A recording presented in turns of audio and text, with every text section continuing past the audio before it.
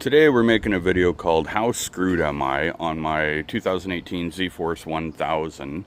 So a few months back I made a video, the engine screwed up, the rod bearing or not, yeah, the crank bearing. Anyway, had to get it rebuilt, so I bought all the parts and then I found a mechanic to do it. So paid like $1,000 for the crank and rods and other miscellaneous parts, gaskets, all that shit.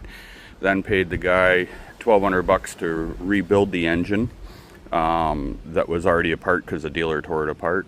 Remember, the dealer wanted about $4,500 all in, and I was like, it's not worth it. So anyway, I paid this dude, and he seemed like a nice enough guy, but it took a little longer than anticipated. He said probably a couple days to a week, and it ended up being like 6 weeks. Not a big deal, but anyway, I got it reinstalled. I couldn't have him do the full reinstall because I had some work shit I had to do. So he just came, we got it in the machine and we left it at that. I connected everything. I fired it up. It's been sitting since December, fired right up, and then kind of sputtered out a couple of times. Anyway, I had decided that I wanted to see if it felt like the oil was circulating. It doesn't really have a fuel or an oil pressure gauge on this.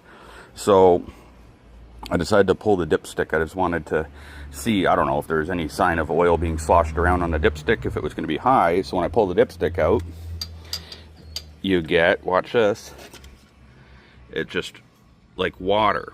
So I'm like, what the hell is going on? So I dump the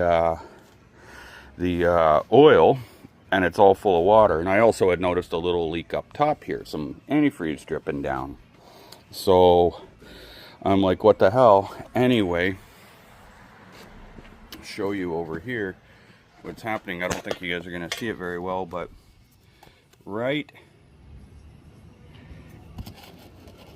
there, you see that little drop in the middle of the screen?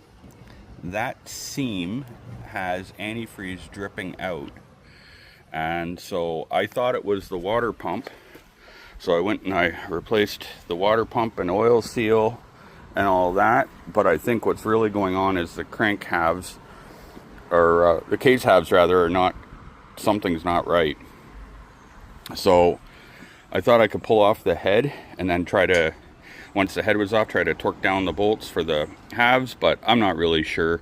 You guys tell me, if you're a mechanic and you know about this shit, is there any saving this without doing the, without pulling the engine all the way back out, basically? I don't want to split the whole engine again, but you guys tell me in the comments, how screwed am I on this? And I'll see what the hell to do.